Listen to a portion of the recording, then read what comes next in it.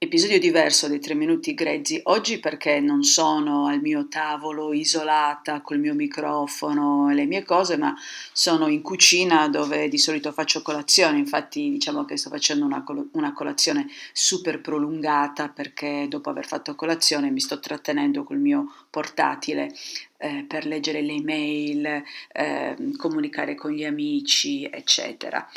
Sono qui in cucina perché mi è venuta questa idea di parlarvi di una delle mie ultime, è una passione o è una ossessione? Non lo so, diciamo che è una via di mezzo, una cosa che ho scoperto, anzi riscoperto, che riscopro ciclicamente e che in questo momento mi sta un po' facendo andare nel pallone. Ce l'ho qua in mano, non la vedete ma ce l'ho stretta nelle mie due mani, sto parlando di questo vaso panciuto meraviglioso di frutta sciroppata. Ho riscoperto la frutta sciroppata e in modo particolare le pesche sciroppate. Io sono sempre alla ricerca di qualcosa da mangiare a colazione che non abbia troppi zuccheri perché altrimenti poi alle 11 mi viene il calo degli zuccheri, mi mangio l'appartamento, che mi sostenga mentalmente, eccetera. Però diciamo che faccio anche attenzione alle calorie che introduco nel mio corpo perché una pizzata mi fa ingrassare di 2 kg, poi a perdere 500 grammi impiego un mese, quindi ho un metabolismo da sherpa, come disse un giorno un endocrinologo che andai a visitare in preda alla disperazione perché non riesco a dimagrire.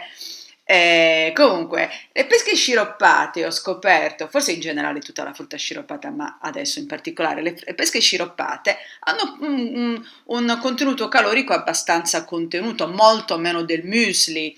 E niente, adesso sto facendo il giro dei supermercati a scegliere, a assaggiare le varie pesche sciroppate. Poi le pesche sciroppate hanno anche la caratteristica che te le vendono già porzionate, perché a te viene voglia di uno spuntino, infili la forchetta e il cucchiaio nel barattolo, nel vaso delle pesche sciroppate, te ne peschi una, te la metti nella ciotolina, almeno io me le mangio così, e poi te la sgranocchi. E la pesca sciroppata ha questa caratteristica, siccome è molto dolce, molto bella, molto matura, non solo ti dà questa sensazione che stai mangiando un dolce buonissimo, però personalmente a me riporta anche all'estate, perché cosa c'è di più bello d'estate che dopo pranzo mangiarsi una bella pesca? Lo so, la frutta non si dovrebbe mangiare dopo pranzo, ma diciamo che questa cosa qua non mi interessa. Per me estate, dopo pranzo, fetta d'anguria, pesca buona, altrimenti non è estate. Quindi mi sono comprata questo vaso che ho pagato un occhio della testa, non mi ero accorta che costasse così tanto, però vi assicuro